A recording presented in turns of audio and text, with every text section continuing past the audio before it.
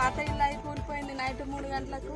Sir Sriram sir వాళ్ళు ఇంట్లోకి తోలుకొని పోయి వాళ్ళు ఇంట్లో వంట పెట్టుకుని ఇప్పటి వరకు మా సార్ వాళ్ళే చూసుకున్నారు సార్ మమ్మల్ని. సార్ లేకపోతే మేము నిజంగా నచ్చిపెట్టాలి.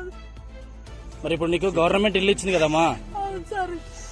మరి ఇల్లు కూలిపోయినాక కట్టుకుందాం అనుకునే వరకల్లా పునాదేశికి కాలాలకి ఇట్లా పోసి కట్టుకుందాం అనే మోకల్లా మా ఆయన యాక్సిడెంట్ అయి చనిపోయింది.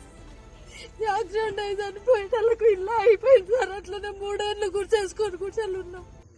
ఈసారి చచ్చిపోయినప్పుడు వచ్చి 15 రోజుల తర్వాత ఫోటో దింపిడు సార్. ఇట్లా వచ్చిండ్రు ఫోటో తీ చంద్రమ్మ ఎన్ని కష్టాలు వచ్చినా నీకు ఇల్లు వచ్చేటట్టు చూస్తా అని చెప్పారు సార్. నేను అప్పటి నుండి గుండెల కూడి పెట్టుకొని ఉన్నా సార్. నాకైతే ఇప్పుడు చాలా సంతోషం అనిపిస్తుంది సార్. నా కాళ్ళు చేతులు అనుకుతున్నాయి సార్. ఇంకా ముందు కూడా ఊక టెన్షన్, చాలా టెన్షన్ పడ్డా సార్. వచ్చే వరకు నాకు అయితే జీవలో లేకుండా ఇప్పుడు నీకు ఇల్లు ఇప్పుడు చాలా సంతోషం అనిపిస్తుంది సార్. మీరు అందరు వచ్చే వరకు అలా అసలు ఏం చెప్పాలన్నా కూడా ఆడతలే. నా కాలు చేతులు అస్సలు మస్తు భయం అవుతుంది.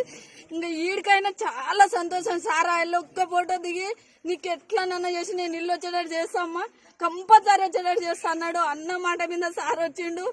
నాకు మంచిగా ఇప్పుడు చాలా సంతోషం అనిపిస్తుంది సార్. నిజంగా చెప్తున్నా.